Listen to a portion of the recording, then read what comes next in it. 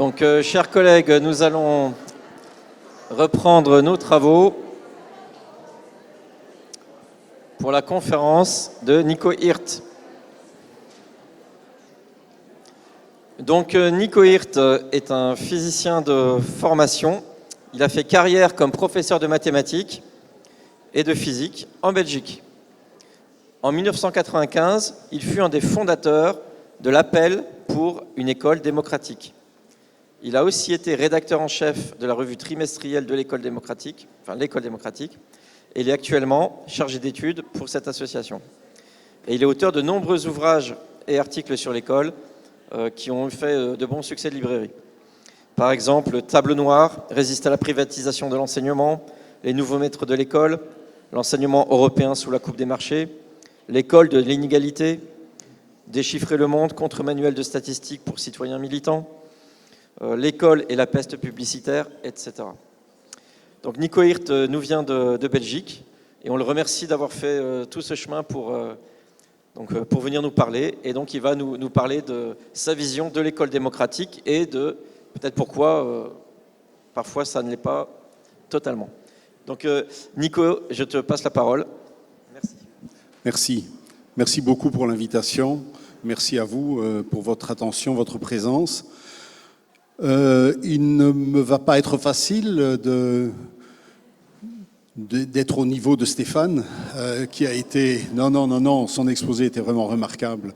Mais je vais suivre une ligne qui sera parallèle à l'exposé qu'il vous a fait. Je vais tenter, moi, de me pencher davantage sur le contexte économique, social, technologique qui préside aujourd'hui et qui a présidé jadis aux transformations de l'école, notamment dans le domaine de l'orientation, de la sélection et des contenus également qui sont enseignés. Il y aura en tout cas un grand changement par rapport à Stéphane, c'est l'accent. Mais là non plus, je ne peux vraiment pas concurrencer.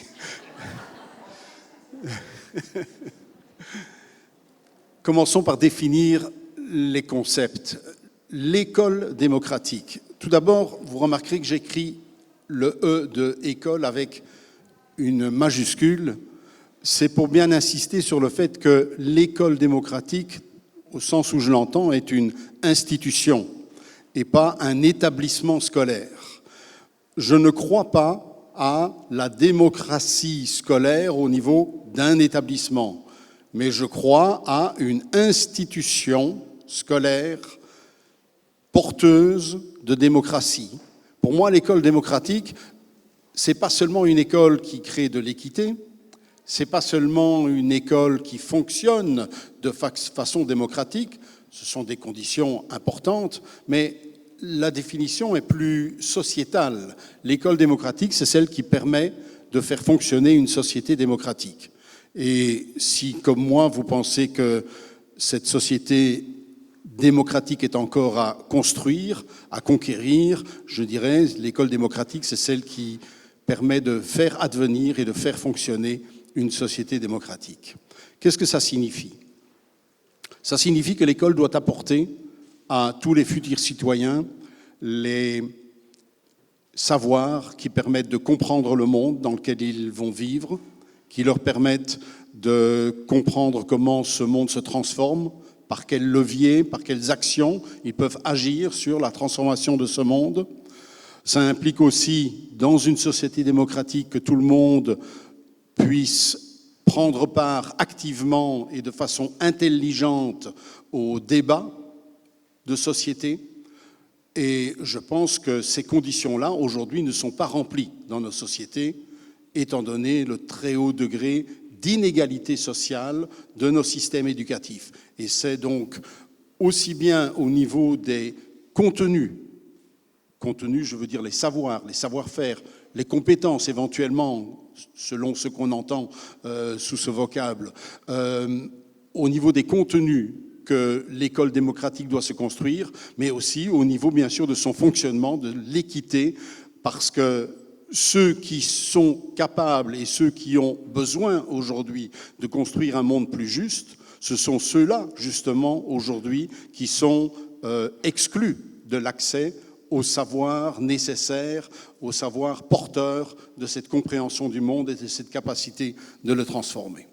Alors, j'avais dit que j'entamerai le sujet sous 3 axes. D'abord, d'un point de vue historique, ensuite des évolutions actuelles, le point de vue historique étant là pour éclairer précisément ce qui se passe aujourd'hui, de même que l'étude de Jules César par rapport à la plèbe permet de comprendre certaines évolutions actuelles, mais je pense que comprendre l'histoire des systèmes éducatifs permet de mieux comprendre ce qui se passe aujourd'hui dans nos écoles.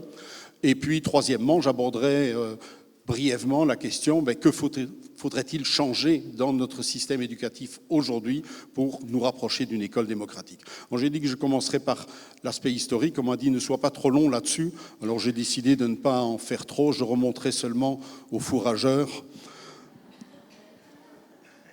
aux chasseurs-cueilleurs.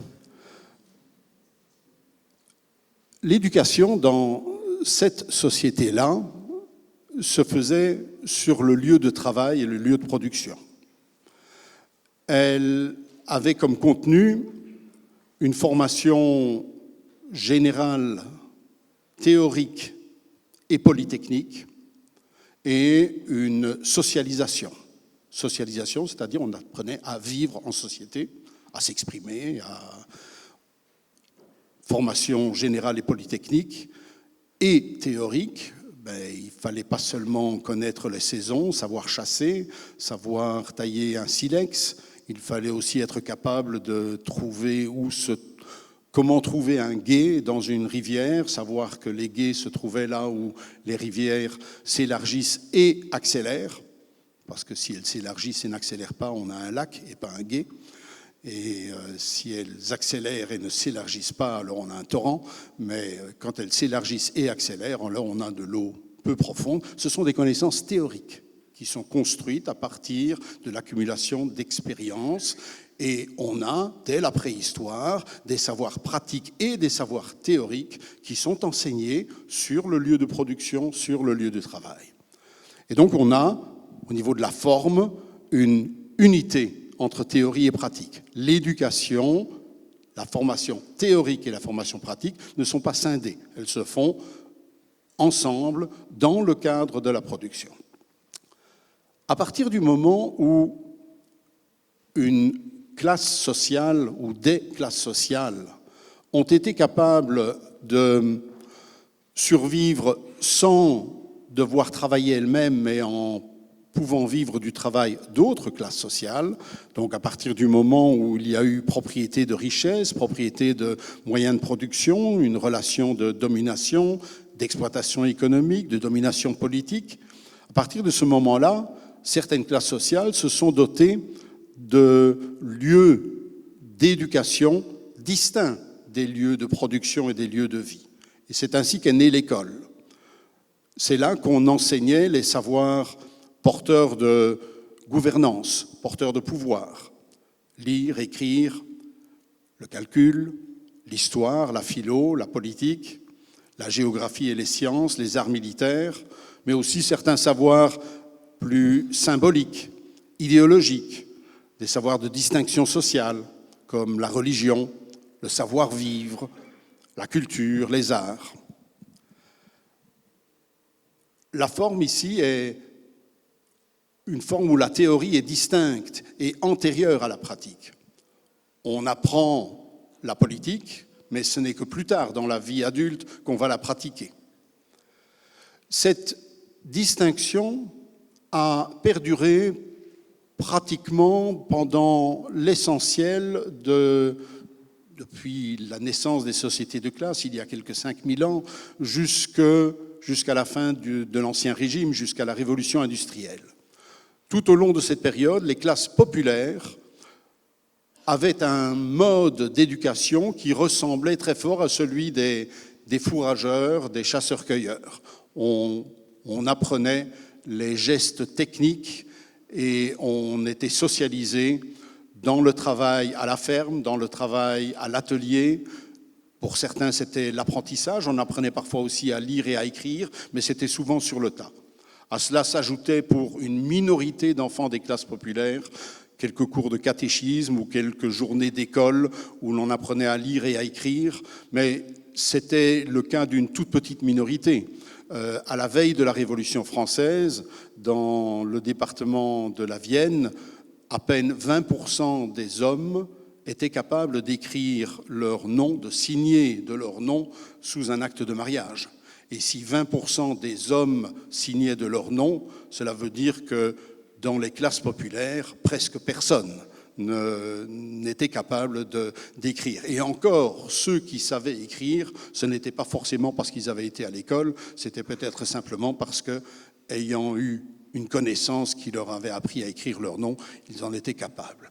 Et les autres, eh bien, pour les autres, c'était le système scolaire ou le préceptorat, où ces savoirs de gouvernance, ces savoirs de pouvoir étaient enseignés à une classe particulière d'enfants.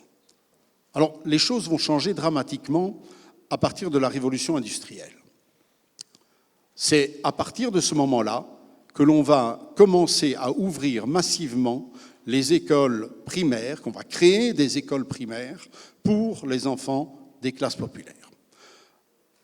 On pourrait s'imaginer que cette entrée des enfants des classes populaires à l'école primaire serait liée à un besoin de main-d'œuvre davantage qualifiée, étant donné le degré de complexité croissante des machines utilisées dans l'industrie. Or, à y regarder de plus près, ce n'est pas le cas du tout. Le machinisme n'a pas du tout pour conséquence d'élever le niveau de qualification requis dans le chef des ouvriers. Il a au contraire comme conséquence de transformer ce qui était jadis du travail ouvrier qualifié dans les manufactures, dans les ateliers, de le transformer en un travail spécialisé, un travail dicté par la machine qui ne nécessite aucune forme de compréhension du processus de production dans son ensemble, qui nécessite seulement le respect d'une discipline de travail, d'un rythme de travail qui est imposé par la machine. Et donc, le machinisme, la première révolution industrielle, ne remplace pas les ouvriers non qualifiés par des ouvriers qualifiés, il remplace au contraire des ouvriers qui étaient jusqu'alors qualifiés par des ouvriers qui le sont beaucoup moins. Je voudrais vous lire un extrait d'un ouvrage qui a fait date, ça s'appelle « Le Capital », d'un auteur que vous connaissez, je suppose, et qui raconte très très bien cette évolution. Il nous dit « Dans les imprimeries anglaises, les apprentis s'élevaient peu à peu, jadis, des travaux les plus simples aux travaux les plus complexes. Ils parcouraient plusieurs stages avant d'être typographes achevés. On exigeait de tous qu'ils sussent lire et écrire. La machine à imprimer a bouleversé tout cela. Elle emploie 2 sortes d'ouvriers, un adulte qui la surveille et 2 jeunes garçons, âgés pour la plupart de 11 à 17 ans, dont la besogne se borne à étendre sous la machine une feuille de papier et à l'enlever dès qu'elle est imprimée. Ils s'acquittent de cette opération fastidieuse à Londres, notamment 14, 15 et 16 heures de suite, pendant quelques jours de la semaine, et souvent 36 heures consécutives, avec 2 heures seulement de répit pour le repas et le sommeil. La plupart ne savent pas lire. Ce sont en général des créatures informes et tout à fait abruties. Dès qu'ils sont trop âgés, on les congédie et ils deviennent autant de recrues du crime. Leur ignorance, leur grossièreté et leur détérioration physique et intellectuelle ont fait échouer les quelques essais tentés pour les occuper ailleurs.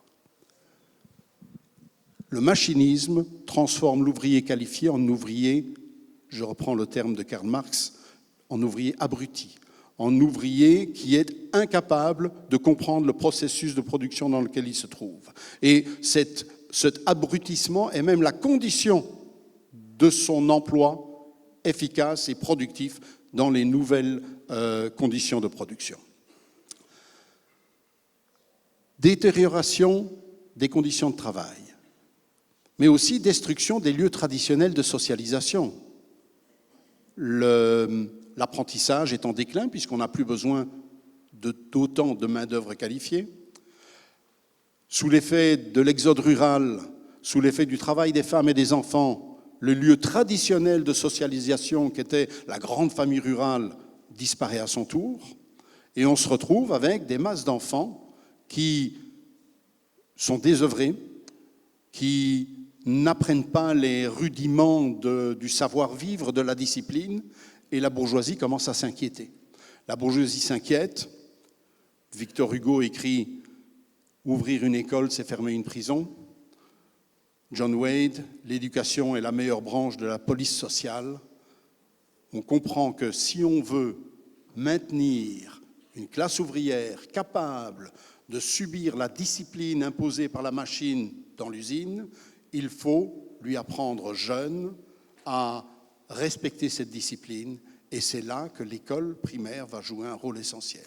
On va y apprendre à lire, à écrire, à calculer, on va y apprendre le respect de la morale ou de la religion, et rien de plus, surtout pas d'histoire et de géographie. Adolphe Thiers écrit à l'époque « Lire, écrire, compter, voilà ce qu'il faut apprendre. Quant au reste, cela est superflu. Il faut bien se garder, surtout, d'aborder à l'école les doctrines sociales qui doivent être imposées aux masses. »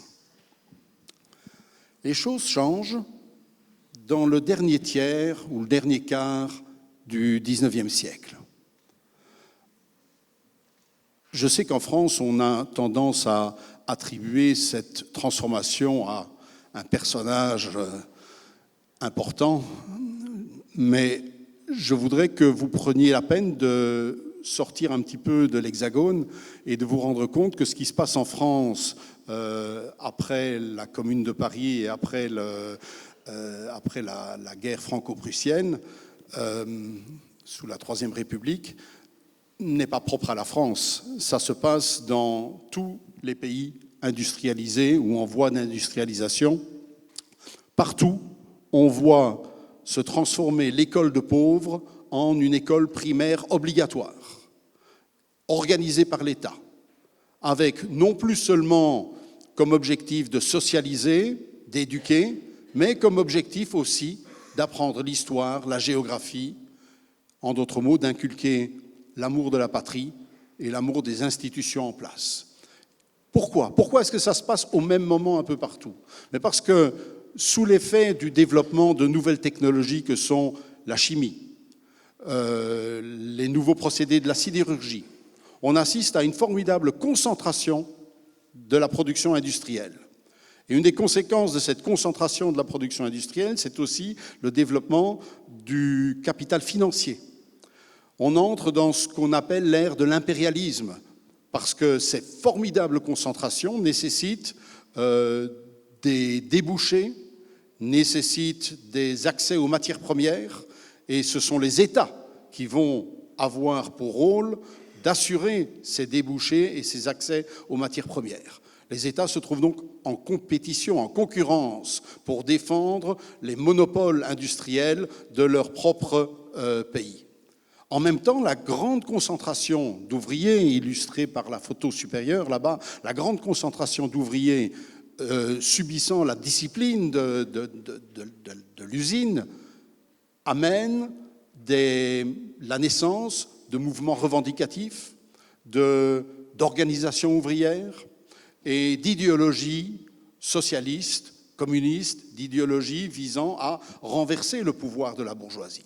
Et donc cette bourgeoisie, se trouve face à deux grands dangers, une menace extérieure et une menace intérieure. Et c'est face à ces deux grandes menaces qu'on va se dire, tiens, l'école pourrait peut-être jouer un rôle important.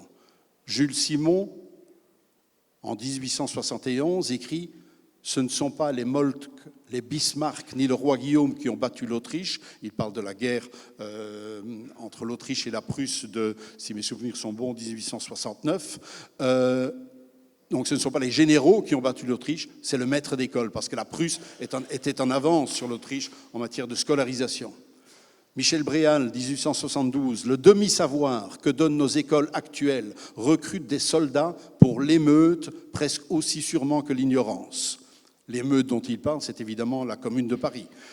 Et il dit, si nous avions inculqué à nos enfants l'amour de la patrie et l'amour des institutions en place, nous n'aurions pas eu ces émeutes.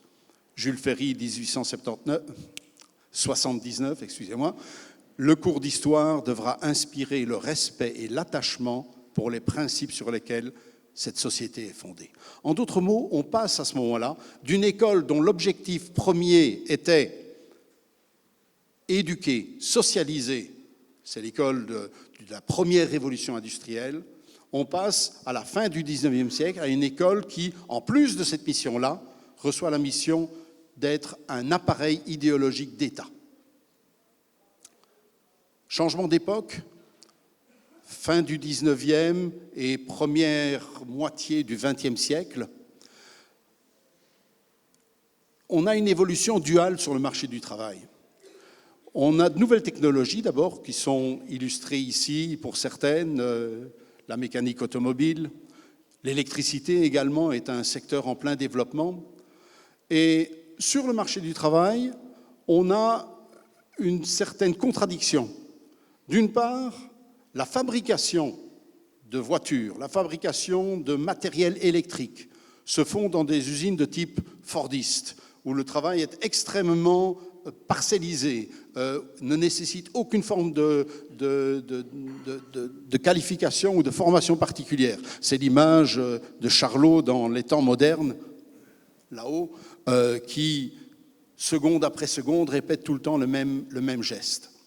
Mais en France, pour 300 000 travailleurs dans le secteur de l'automobile, en 1935, sur 300 000 travailleurs du secteur de l'automobile, 150 000 sont actifs, non pas à la production, mais dans des garages. Or, dans les garages, il ne s'agit pas de faire du travail à la chaîne, il s'agit d'identifier des pannes, de comprendre ce qu'est un carburateur, de comprendre comment fonctionne l'injection de l'essence dans un piston, savoir réparer. Il faut comprendre la technologie. Et il s'agit donc là d'avoir une certaine forme de qualification. C'est pourquoi je parle d'une évolution duale du marché du travail dans les années, grosso modo, 1890 jusqu'à 1940-45. On a encore une forte demande croissante de travailleurs non qualifiés, mais on a une augmentation marginale, certes, mais augmentation forte du nombre de la demande en travailleurs plus hautement qualifiés. Même chose pour l'électricité. Produire des câbles, produire des interrupteurs, ça se fait à la chaîne, mais les installer dans les bâtiments nécessite des électriciens qui aient une qualification. Comment va-t-on répondre à cette demande duale? En créant au sein de l'enseignement secondaire des filières techniques et professionnelles. Filières techniques et professionnelles qui accueilleront non pas tous les enfants des classes populaires, mais une sélection des meilleurs éléments à la sortie de l'école primaire. On entre donc dans ce qu'on appelle l'ère de la sélection méritocratique. C'est à partir de ce moment-là qu'une fraction des enfants des classes populaires vont pouvoir accéder à une formation plus longue via cette sélection méritocratique, mais avec évidemment comme effet secondaire négatif que le poids de la note, le poids de l'évaluation au sein même de l'école primaire commence à devenir plus lourd. Jusqu'alors, que l'enfant ait de beaux points ou des pas beaux points à l'école primaire n'avait en soi pas une grande importance, puisque de toute façon, après, il allait travailler au champ ou il allait travailler à l'usine. Mais à partir du moment où s'ouvrent de réelles possibilités de promotion sociale via l'école, et que cette promotion passe par une sélection méritocratique, mais le poids de la note, le poids de l'évaluation devient beaucoup plus présent et beaucoup plus important au sein des systèmes éducatifs. On va sauter de temps en temps une dia. On arrive au lendemain de la Deuxième Guerre mondiale. Contexte, reconstruction, et donc forte demande économique liée à la reconstruction. Contexte encore, montée en force politique des organisations, des partis de gauche, des organisations syndicales, de tous ceux qui ont activement œuvré dans la résistance, dans la lutte antifasciste. Et donc, dans ce contexte, le capital est amené à faire un certain nombre de concessions sur le plan de la sécurité sociale, sur le plan de la justice fiscale, sur le plan de l'éducation éventuellement aussi. Troisième élément du contexte, un développement industriel technologique qui nécessite de gros investissements dans des infrastructures portuaires, aéroportuaires, ferroviaires, infrastructures dans le domaine de la production d'électricité, dans les communications.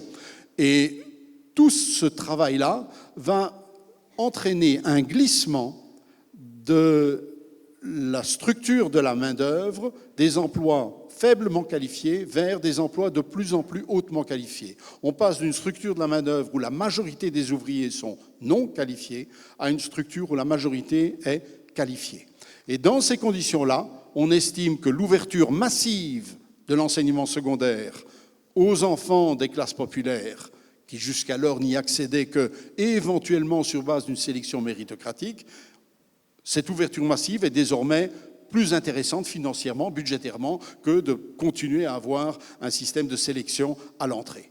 Seulement, dans cet enseignement secondaire, on a désormais des filières générales, des filières techniques, des filières professionnelles, et l'orientation des élèves vers ces filières générales, techniques et professionnelles ne se fait donc plus antérieurement à l'entrée au secondaire, mais va se faire à l'intérieur même du secondaire. C'est dans le secondaire que l'orientation vers les filières techniques et professionnelles va se faire non plus sur une base méritocratique, mais au contraire sur base de l'échec. Ce sont les moins bons éléments, les élèves en difficulté, qu'on va orienter vers les filières techniques, vers les filières professionnelles. Avec tout ce que cela implique de transformation au niveau de l'image de marque de cet enseignement technique et professionnel.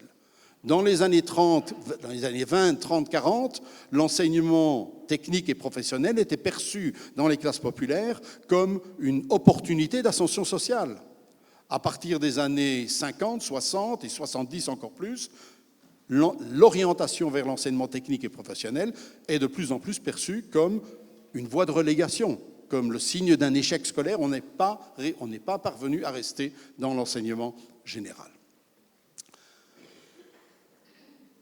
Et la relative démocratisation de l'enseignement que l'on peut observer entre les années 20 et la fin des années 30, c'est-à-dire pendant l'émergence de cette sélection méritocratique, relative démocratisation qu'on voit ici par le rapport entre les chances relatives d'accès aux grandes écoles pour les enfants de milieux supérieurs et de milieux populaires. Donc en 1919, un enfant de milieu supérieur avait 32 fois plus de chances d'accéder à une grande école qu'un enfant de milieux sociaux inférieurs. Je ne sais pas exactement quelle était la définition ici de milieu supérieur, milieu inférieur. Je suppose sur les quartiles socio-économiques ou quelque chose dans ce genre-là. Jusqu'en 1939, ce rapport de chance diminue, signe d'une démocratisation, mais remarquez, 59, ça a encore diminué un tout petit peu, et puis en 66, c'est remonté. Donc, paradoxalement, les années de massification, enfin ce n'est qu'apparemment paradoxal, les années de massification de l'accès à l'enseignement secondaire dans les années 50, 60, 70, cette massification, paradoxalement, n'est plus accompagnée d'une démocratisation.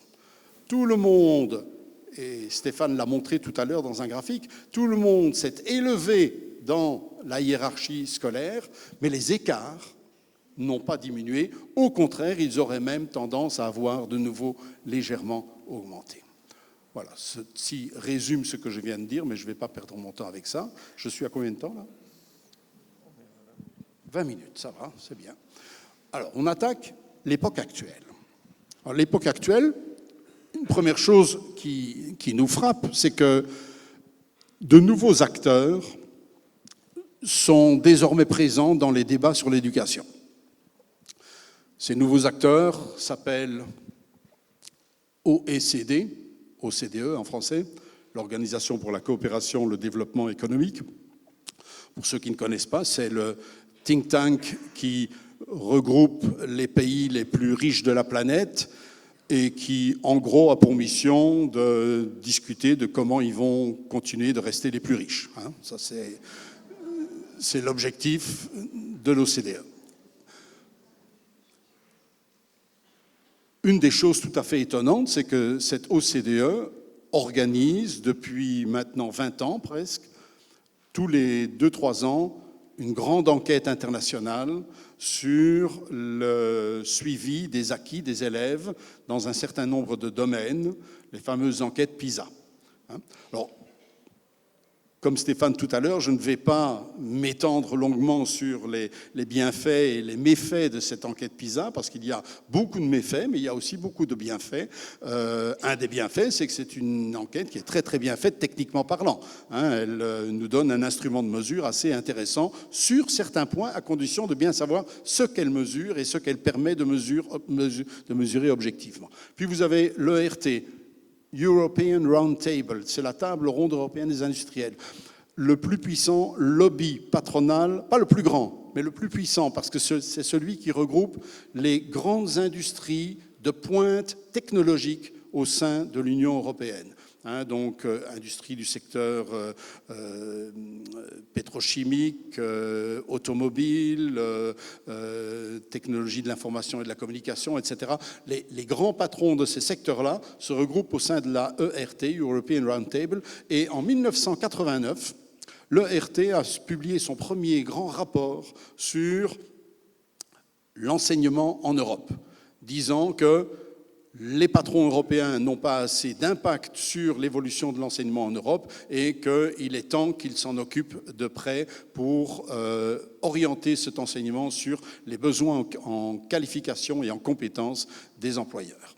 La Banque mondiale, la Commission européenne, des groupes de consultants privés comme le groupe McKinsey, le Fonds monétaire international, tous ces gens-là, ils vont chacun à leur tour, depuis les années 80 et surtout tout au long des années 90, ils ont publié rapport sur rapport et on retrouve souvent les mêmes thèmes dans tous ces rapports. Alors en gros, cette nouvelle vision de l'école, ces nouvelles fonctions et visions de l'école, comment peut-on les résumer? D'abord, recentrage sur les compétences de base.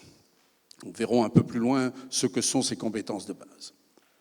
Omniprésence de l'évaluation. Évaluation des élèves, évaluation des écoles, des établissements scolaires, évaluation des enseignants, évaluation des systèmes éducatifs via la fameuse enquête PISA, entrée fracassante du numérique à l'école et pression pour que cette école numérique prenne de plus en plus d'importance, l'individualisation, dont Stéphane a longuement parlé tout à l'heure, la croissance des inégalités aussi, ça c'est une des leçons intéressantes des enquêtes PISA. Stéphane, tu as donné les chiffres pour la France, mais ce n'est pas propre à la France, malheureusement. Si on regarde l'ensemble des pays qui ont participé aux enquêtes PISA et qu'on regarde l'évolution des écarts entre les performances des 25% les plus riches et des 25% les plus pauvres, ou des 10% les plus riches, 10% les plus pauvres, peu importe. Donc les écarts interquartiles en performance, en mathématiques, en lecture, dans l'ensemble des pays, eh bien, dans 75% des pays, ces écarts ont augmenté. D'accord ? Dans 12% des pays, ces écarts sont restés à peu près ce qu'ils étaient, et seuls quelques pays ont eu une diminution des écarts entre riches et pauvres. Donc on revient vraiment en arrière par rapport à une éventuelle démocratisation de l'enseignement. Le glissement des savoirs ou des connaissances vers les compétences. Ça non plus, ce n'est pas propre à la France. Dans tous les pays industrialisés, depuis 20 ans, parfois un peu plus même, mais grosso modo depuis 20 ans, on observe que les référentiels, les programmes sont de moins en moins, et les évaluations aussi, sont de moins en moins formulés en termes de connaissances et de plus en plus en termes de compétences. En d'autres mots, la capacité d'usage du savoir prend plus de poids par rapport à la maîtrise du savoir. Quand je dis maîtrise, ce n'est pas juste la mémorisation, hein, mais maîtrise d'un savoir, c'est aussi sa compréhension conceptuelle. Compétition, les écoles, on s'éloigne de plus en plus d'un système éducatif géré centralement par l'État au profit de petites flottilles d'établissements scolaires autonomes en situation de forte compétition mutuelle, compétition entre les parents aussi sur le marché scolaire, dérégulation du système éducatif, donc abandon du rôle régulateur central de l'État au profit de plus d'autonomie et d'individualité dans les établissements scolaires, et alors évidemment la tendance à la privatisation. C'est tout cela que j'appelle le processus de marchandisation de l'école. Alors ce processus de marchandisation de l'école, je voudrais maintenant l'éclairer à partir des évolutions dans le champ de l'économie, du capital, des technologies, du rôle de l'État et les évolutions dans le champ du travail et des demandes du monde du travail en termes de niveau de qualification. Alors d'abord dans le domaine de l'économie, c'est très simple. Depuis la fin des années 60, nous ne sommes jamais sortis de ce qu'on appelle, en termes marxistes, une crise de surcapacité de production. Le taux d'utilisation des capacités productives, il est en chute constante, régulière, depuis la fin des années 60. Ça veut dire qu'on a beaucoup plus de machines, d'outils, de moyens que ce que l'on arrive à vendre sur les marchés.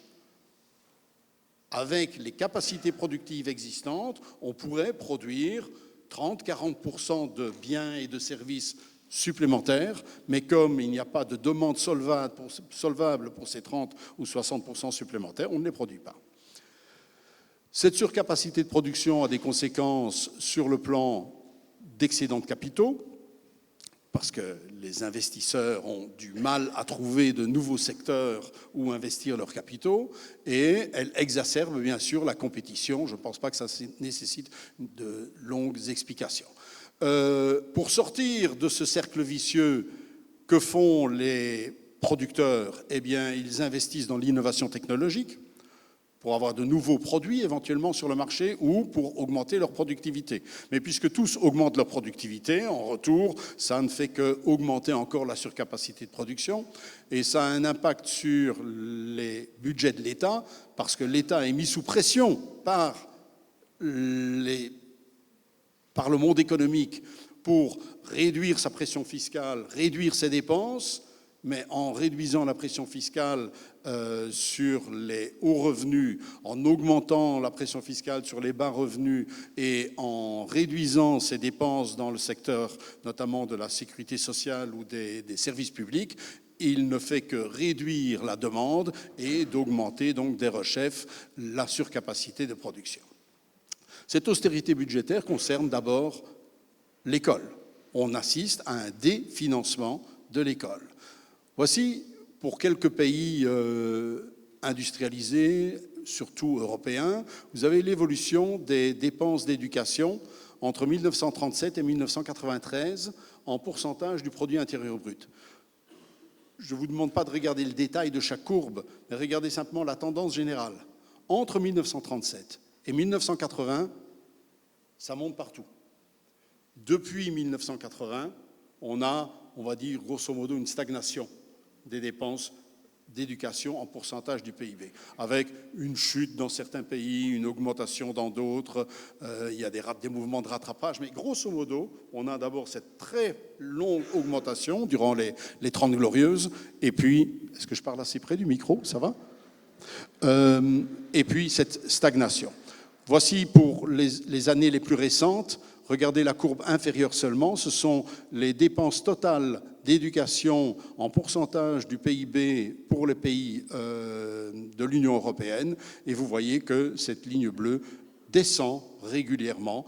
Donc les dépenses d'éducation rapportées à la richesse nationale n'augmentent plus, elles ne stagnent même plus, elles sont en train de diminuer. Alors c'est vrai que dans certains pays ça augmente. Je crois qu'en France par exemple ça a quand même encore légèrement augmenté. Mais globalement en Europe on assiste à une diminution. L'excédent de capitaux, il signifie que les investisseurs sont à la recherche de nouveaux secteurs où investir leurs capitaux. Et l'un de ces secteurs, évidemment, qui leur apparaît comme une espèce d'Eldorado, ce sont les 2500 milliards de dollars de dépenses annuelles pour l'enseignement de par le monde. L'éducation est de plus en plus perçue comme un marché dans lequel on peut investir et faire du profit, ce qui conduit à une privatisation larvée de certaines parties, certains pans de l'enseignement. Par exemple, au niveau de l'enseignement supérieur, on a eu le processus de Bologne, je ne vais pas le décrire ici, mais le processus de Bologne, grosso modo, était la préparation de l'espace d'enseignement supérieur européen à l'entrée dans un environnement beaucoup plus compétitif, beaucoup plus concurrentiel au niveau des universités et de l'enseignement supérieur en général. On a aussi, de façon beaucoup plus marginale, mais ça concerne tout de même pas mal la France, le développement d'entreprises qui se spécialisent dans le soutien scolaire aux enfants en difficulté. Et comme la France est un des pays européens où le taux d'échec scolaire est un des plus élevés, eh bien, ce n'est pas étonnant que ce soit en France que ce marché du soutien scolaire privé se développe dans des entreprises genre Academia, Educadomo et autres.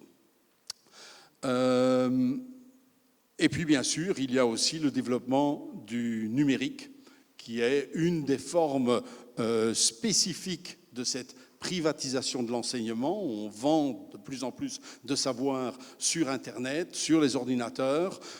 Et ce développement de l'enseignement numérique est soutenu également par la volonté des investisseurs de ce secteur-là, des producteurs de ce secteur-là, d'utiliser l'école comme un des débouchés importants de leur production multimédia ou de leur production de matériel. Et d'où l'entrée en force de Microsoft, Apple et autres fabricants de hardware ou de fabricants de software qui investissent dans le domaine scolaire pour habituer en quelque sorte les futurs consommateurs à leurs produits, à leurs logiciels, à leur environnement de travail. Le plus important dans les conséquences de cet environnement économique sur l'école, c'est l'exacerbation de la compétition économique. Celle-ci va conduire les milieux économiques à demander que l'école oublie tout ce qui n'est pas directement important en termes de préparation de la main-d'œuvre et qu'elle se concentre sur les besoins actuels du marché du travail. Alors attention, cette demande d'élévation du niveau de l'enseignement, d'adaptation aux besoins du marché du travail, elle pourrait apparaître comme étant en concurrence avec le définancement de l'école, avec le fait que comment va-t-on faire mieux en termes de réponse aux besoins du marché du travail, comment va-t-on faire mieux avec moins de moyens? Bon, la réponse, évidemment, à cette question va passer par la prise en compte du dernier secteur dont nous n'avons pas encore parlé, à savoir le secteur du travail. C'est en prenant en compte les évolutions fines du marché du travail que l'on va pouvoir adapter l'école aux besoins de ce marché du travail sans dépenser davantage de moyens, sans dépenser davantage de budget. L'évolution du marché du travail, telle qu'on nous la décrit souvent et telle qu'elle est présente sans doute dans notre imaginaire, c'est celle-là. Voilà l'évolution de la force de travail européenne en 3 catégories: les hautes qualifications en haut, les travailleurs faiblement qualifiés en bas et les travailleurs moyennement qualifiés au milieu.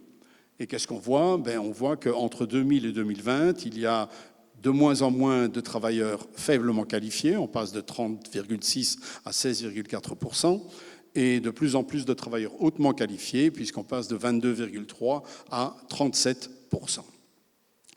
Et pourtant, quand on regarde non pas l'évolution du niveau de qualification des travailleurs, mais quand on regarde l'évolution de la demande en niveau de qualification sur le marché du travail, ce qui n'est pas la même chose, on constate une image un peu plus nuancée et pour tout dire un peu plus polarisée. Oui, on réclame beaucoup de cadres supérieurs, d'ingénieurs, de techniciens, formation hautement ou plutôt hautement qualifiée. Par contre, les qualifications intermédiaires comme les employés, les agriculteurs qualifiés, les ouvriers qualifiés et artisans sont en recul. Au contraire, les vendeurs, les travailleurs de secteur de services et les travailleurs des tâches dites élémentaires augmentent. En d'autres mots, on n'a pas une élévation générale des niveaux de formation, de qualification, on a plutôt une polarisation. Une augmentation de la demande dans les tâches très hautement qualifiées, une augmentation de la demande dans les tâches très faiblement qualifiées ou non qualifiées, et une diminution dans les qualifications intermédiaires. Résultat, d'après une étude britannique, un tiers des diplômés de l'enseignement supérieur travaillent dans des emplois non qualifiés, dans des emplois où on n'a besoin d'aucune qualification. 10 minutes, ça va aller. Cette polarisation des emplois se marque aussi au niveau des salaires. On voit que dans quasi tous les pays, ce sont les emplois les moins payés et les emplois les mieux payés qui croissent en volume, alors que les emplois au niveau salaire intermédiaire régressent. D'accord ? Une belle image de cette polarisation qui est quasi générale pour tous les pays européens. Alors, cette polarisation des niveaux de qualification sur le marché du travail, elle signifie que l'école doit définitivement abandonner l'idée d'une démocratisation au sens de amener tout le monde au plus haut niveau.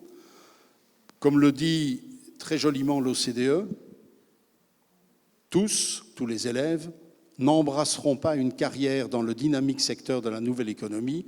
En fait, la plupart ne le feront pas, de sorte que les programmes scolaires ne peuvent pas être conçus comme si tous devaient aller loin. Je ne sais pas si on peut dire les choses beaucoup plus clairement que ça. Les programmes scolaires ne peuvent pas être conçus comme si tout le monde devait aller loin. En bonne logique formelle, je crois pouvoir traduire cette proposition par les programmes scolaires doivent être conçus de sorte que quelques-uns au moins n'aillent pas trop loin. Il ne précise pas combien sont ces quelques-uns, mais voilà des chiffres. Ça, c'est l'évolution. Ce sont les 24 emplois qui ont connu qui auront connu la plus grande croissance aux États-Unis entre 2014 et 2024. Tous les emplois en bleu gras sont qualifiés dans ce document de, je vous le dis en anglais, Short Term On-the-Job Training, formation de courte durée sur le tas. Et par courte durée, il faut entendre 48 heures. Alors, je ne sais pas comment ils forment des aides-soignants à domicile en 48 heures, mais c'est comme ça dans leurs statistiques. Peut-être que ça n'a pas le même sens que les aides-soignants chez nous. Aide personnelle à domicile, préparation alimentaire et fast-food, vendeur au détail, employé de restaurant, ouvrier de la construction. Tiens, ouvrier de la construction, là, on retrouve un emploi non qualifié de jadis. Mais on continue. Personnel d'entretien et de nettoyage, manœuvre et ouvrier de l'agriculture. Encore un vieil emploi non qualifié. Femme de ménage, entretien à domicile, réceptionniste et agent d'information, employé général de bureau. Ces emplois sont presque tous, à l'exception des des deux exceptions que j'ai indiquées sont presque tous dans le secteur des services. Ce qui caractérise l'émergence des nouveaux emplois dits non qualifiés, c'est qu'ils se situent dans le secteur des services, et parce qu'ils se situent dans le secteur des services, qu'ils font appel à un certain nombre de compétences minimales qui ne sont pas considérées comme des qualifications, parce que si on ne les considère pas comme des qualifications, on n'a pas besoin de les payer comme une qualification, mais dont on attend que l'école les apporte à tout le monde, précisément pour ne pas devoir les payer comme étant des qualifications. Et ces compétences de base, regardez le dernier, là, l'employé général de bureau, il faut qu'il puisse décrocher un téléphone et dire poliment « Bonjour madame, un instant, je vais vous passer ». Il faut éventuellement qu'il puisse dire « Wait a moment please, I will transfer you to Mr. Attel ». Il faut qu'il sache se servir d'un appareil comme ça pour réceptionner des mails et trier le spam, le mettre à la poubelle et renvoyer les mails importants à qui de droit dans l'entreprise. Il faut qu'il soit capable, quand il y a un nouveau logiciel dans l'ordinateur en question, d'apprendre tout seul à comment s'en servir, se débrouiller avec, sans avoir besoin d'une longue formation. Il faut, s'il est en même temps à l'accueil, qu'il puisse avoir un abord poli et agréable avec des gens très, très divers, certains qui sont plutôt du genre à faire des blagues, d'autres qui exigent beaucoup de sérieux. Il faut donc des compétences de base. Communication dans la langue maternelle, communication dans une langue étrangère, culture mathématique, compétences de base en sciences et technologies, culture numérique, apprendre à apprendre, compétences interpersonnelles, interculturelles, compétences sociales et civiques, esprit d'entreprise et sensibilité culturelle. Pensez par exemple au jeune homme ou à la dame qui tient le bar dans un TGV, eh bien, vous lui retrouverez, je pense, toutes ces compétences de base-là.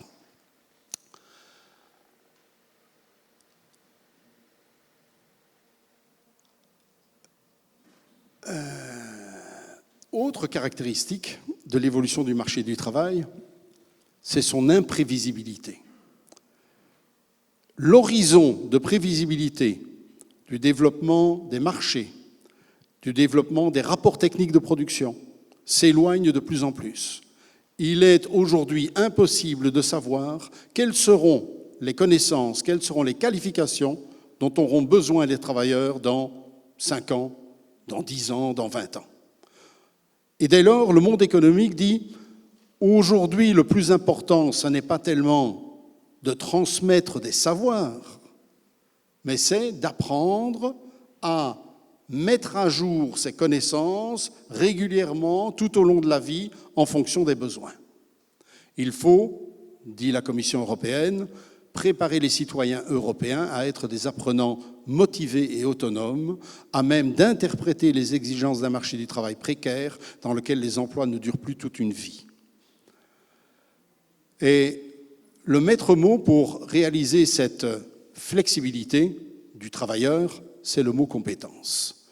Dans l'approche par compétence, que je ne vais pas développer parce qu'on n'en a pas vraiment le temps, on va juste lire cette dia ici. Dans l'approche par compétence, le rôle de l'enseignant n'est plus de transmettre des contenus matières, mais de gérer des séquences d'apprentissage dans lesquelles les apprenants sont confrontés à des situations nouvelles qui les amènent à chercher et traiter l'information nécessaire pour y faire face adéquatement.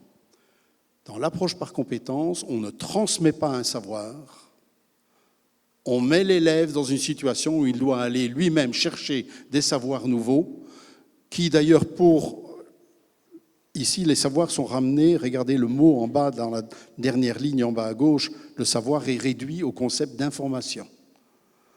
D'accord ? La conceptualisation du savoir est quelque chose qui a disparu. Du moment qu'on accède à l'information dont on a besoin pour être efficace dans une situation donnée.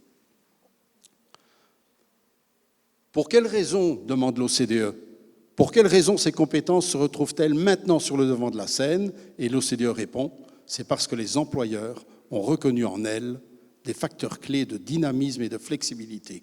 Une force de travail dotée de ces compétences sera à même de s'adapter continuellement à la demande et à des moyens de production en constante évolution.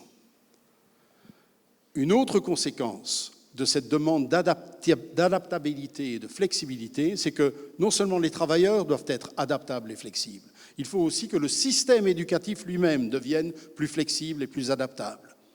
Et pour cela, on nous dit qu'il faut mettre en place des politiques qui introduisent la compétition, le libre choix et les forces du marché dans le système scolaire.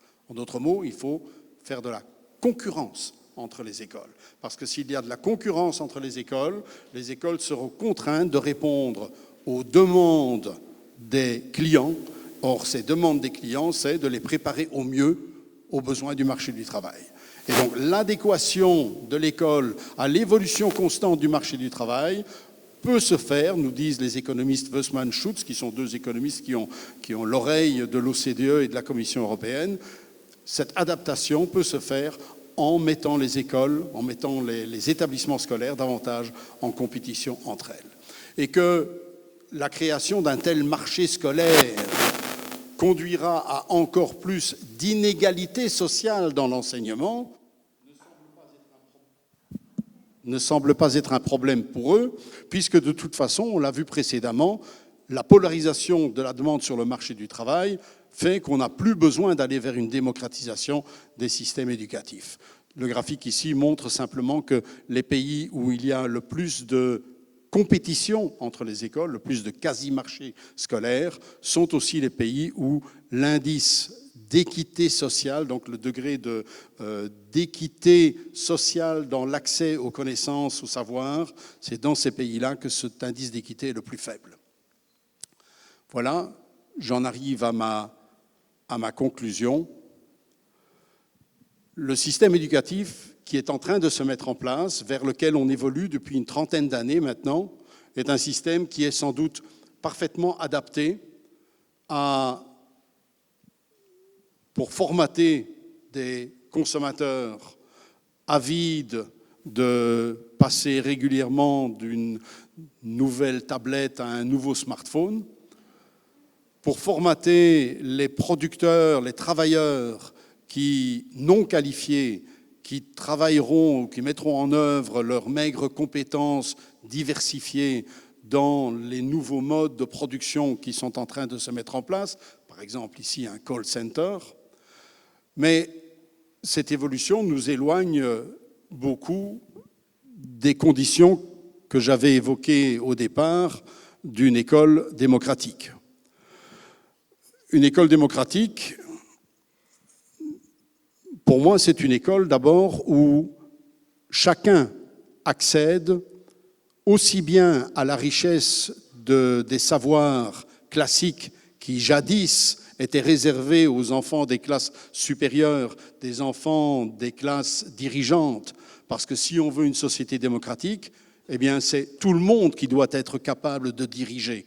Et si tout le monde doit être capable de diriger, ça veut dire que tout le monde doit accéder à cette grande richesse de connaissances en philosophie, en littérature, en histoire, en politique, en sciences et aussi en technologie, parce que là on a une autre fracture, c'est que l'enseignement technologique, ou plutôt l'enseignement polytechnique, c'est-à-dire qui permet de comprendre l'ensemble des processus de production de richesse de nos sociétés, eh bien, à moins de faire une formation d'ingénieur, personne aujourd'hui n'accède à cette formation polytechnique. Ni l'enseignement général, où la technologie est largement absente, ni l'enseignement technique et professionnel, où elle est réduite,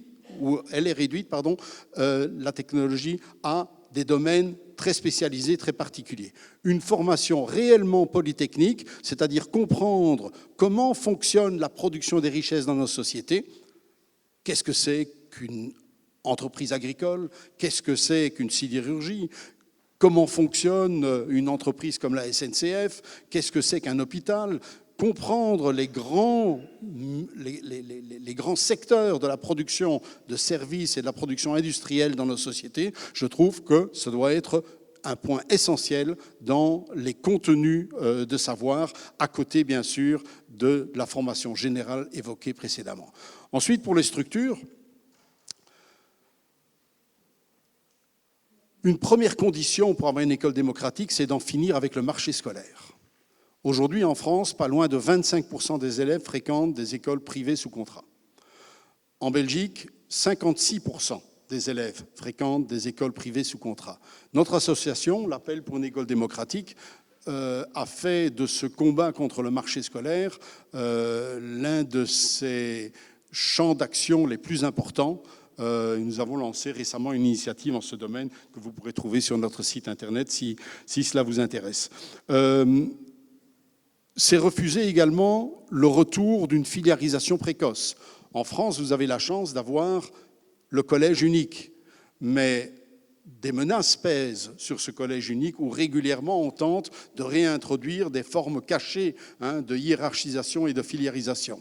Et donc résister à cela me semble un combat essentiel dans le domaine des structures. Les moyens. Si on veut construire du sens avec tous les enfants, si on veut construire chez chaque enfant un rapport positif à l'école, un rapport positif au savoir scolaire, un rapport positif à la discipline scolaire, il faut le faire dès le plus jeune âge et dans de bonnes conditions. Il y a une étude qui s'appelle l'étude STAR, c'est une étude américaine, qui a montré qu'en ramenant de 25 à 15 le nombre moyen d'élèves par classe dans les 4 premières années de l'enseignement, dans l'État du Tennessee, le nombre moyen d'élèves par classe était de 25 dans les premières années. Chez vous, c'est déjà davantage. Mais bon, eux, en ramenant de 25 à 15, ils ont montré que ça permettait de réduire de moitié l'écart de performance entre riches et pauvres 12 ans plus tard, à la fin de l'enseignement secondaire, au moment des examens d'entrée dans l'enseignement supérieur. Donc, pendant 4 années, les premières années seulement d'enseignement, on a mis des enfants dans des classes de 15 au lieu de 25. Ensuite, ils ont été mélangés de nouveau.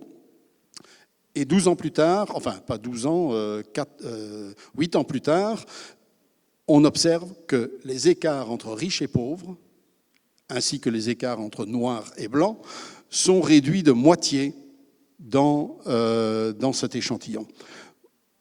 Donc, lutter contre, donner à l'école les moyens d'un encadrement suffisant. Ce n'est pas un hasard si les enfants qui réussissent le mieux à l'école, ce ne sont pas les enfants de cadres supérieurs, ce ne sont pas les enfants de médecins. Ils réussissent bien en général ceux-là, mais ceux qui réussissent encore mieux, ce sont les enfants d'enseignants. Ce sont dans tous les pays du monde, les enfants d'enseignants ont les taux de réussite les plus élevés. Comment ça se fait? Mais réussissent à l'école, disait Bernard Charlot, ceux qui trouvent hors de l'école les conditions dont chacun devrait bénéficier à l'école, mais que l'école n'est pas capable de leur offrir. Bernard Charlot, quand on lui demandait pourquoi les enfants des milieux populaires ils échouent à l'école, mais il répondait, vous posez mal la question, il faut poser la question inverse. Pourquoi les autres réussissent? Réussissent ceux qui trouvent des conditions essentielles pour réussir, mais que l'école n'est pas capable aujourd'hui de leur fournir. Les enfants d'enseignants trouvent à la maison un précepteur privé, puisqu'il a le même horaire de travail que ses enfants, un précepteur privé qui connaît les règles du jeu, qui sait que si on dit « Oh, il n'y a rien à faire aujourd'hui, montre-moi ton journal de classe », et si effectivement il n'y a rien au journal de classe, il dira « On va en profiter pour réviser la dictée que tu n'as pas très bien faite la semaine passée ». En d'autres mots, il y a toujours quelque chose à faire. Et on sait identifier l'origine des lacunes, la nature des difficultés. Cet encadrement-là, tous devraient en bénéficier. Et pas au prix de moins d'heures de cours. C'est pourquoi notre association plaide pour une augmentation du temps de scolarité. Je sais que ce n'est pas dans l'air du temps, ça va tout à fait à l'encontre de l'évolution dominante, Et ça va à l'encontre de l'évolution dominante parce qu'un certain nombre de classes supérieures et de classes moyennes estiment qu'elles peuvent mieux s'occuper elles-mêmes de l'encadrement de leurs enfants que ne le fait l'école. Mais en fait, il faudrait augmenter le temps de scolarité de façon précisément à pouvoir assurer cet encadrement dont tous ont besoin pour réussir et dont certains seulement bénéficient aujourd'hui. Voilà, quelques pistes pour une école démocratique. Je vous remercie pour votre attention.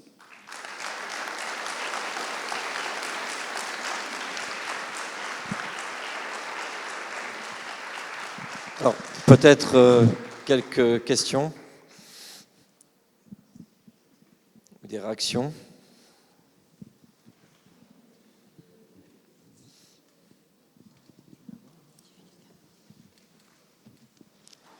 Oui, merci pour cet exposé. Moi, j'avais une question sur la classification des emplois non qualifiés. C'est-à-dire, est-ce qu'il ne faut pas faire une différence quand même en ce que les employeurs définissent comme des emplois non qualifiés et la nature des activités qui sont véritablement demandées aux professionnels? Parce que vous avez cité l'exemple d'un employé de service qui, aux États-Unis, est considéré comme un employé non qualifié. Mais si on regarde dans le détail tout ce qu'on lui demande, vous avez dit il doit répondre en anglais, en tout cas pour ce qui nous concerne, donc savoir une langue étrangère, savoir quoi répondre par téléphone aux personnes, c'est pas si facile que ça.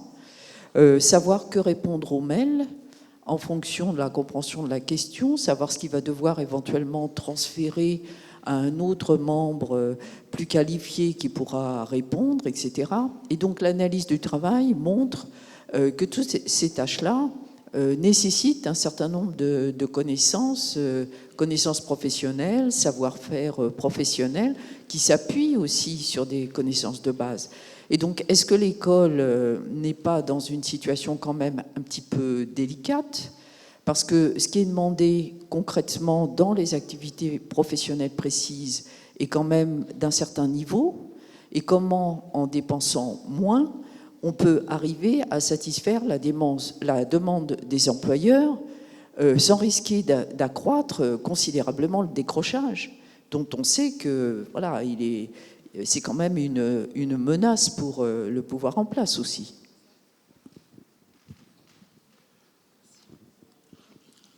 Ce que constate l'OCDE et ce que constatent d'autres organismes comme la Banque mondiale, la Table ronde européenne des industriels, c'est qu'aujourd'hui, sur le marché du travail, un grand nombre d'emplois qui ne font appel à aucune qualification particulière sont occupés par des travailleurs qui ont fait 2 ou 3 années d'enseignement supérieur, puis qui ont décroché de l'enseignement supérieur, mais qui viennent dans ces emplois dits non qualifiés valoriser des compétences acquises dans le cadre de cette formation supérieure. Et ils ajoutent que c'est là un mode de production de la main-d'œuvre qui est particulièrement coûteux. Ça coûte cher, 2 années d'université, alors que, disent-ils, ces compétences de base, celles que j'ai listées tout à l'heure, pourraient très bien être acquises dès la fin de l'enseignement secondaire, et idéalement même avant la fin de l'enseignement secondaire, vers l'âge de 15 ans. C'est la raison d'être des enquêtes PISA. Les enquêtes PISA ont pour objectif de vérifier si, à l'âge de 15 ans, les systèmes éducatifs sont parvenus à apporter à tout le monde ces 8 ou 9 compétences de base que l'on considère aujourd'hui comme des compétences qui devraient être partagées par tous afin de ne pas devoir les rémunérer comme telles. C'est exactement comme, à partir du moment où tout le monde peut lire et écrire, la capacité de lire et écrire ne vous rapporte pas 1 euro de plus au niveau de votre salaire. Simplement, si vous ne pouvez pas lire et écrire, vous n'avez pas d'emploi. Avoir un permis de conduire fait de plus en plus partie des compétences ou qualifications partagées par tous et qui ne font plus l'objet d'une reconnaissance sur le plan salarial ou sur le plan du statut de votre emploi. Eh bien, ils veulent que ce soit la même chose avec les 8 compétences énumérées tout à l'heure. Donc, savoir baragouiner quelques mots dans 2 ou 3 langues étrangères, être capable d'aller chercher le mode d'emploi d'un nouvel appareil et de le comprendre par soi-même, être capable de faire une conversation, d'avoir une conversation au moins en apparence correcte avec des gens extrêmement divers. Celui qui tient le bar du TGV doit pouvoir faire la conversation avec les voyageurs de première et les voyageurs de deuxième. Ce n'est pas le même genre de voyageurs, ce n'est pas le même genre de conversation. Et donc, c'est là que se situent les exigences. Est-ce que c'est rationnel de penser qu'ils vont y arriver ? Je les laisse juges. En tout cas, il semble croire que c'est plus rationnel que de continuer à utiliser des Bac+2, Bac+3, Bac+4 dans des emplois où on sous-utilise largement tous les savoirs et tous les savoir-faire qu'ils ont acquis dans leur formation d'enseignement supérieur.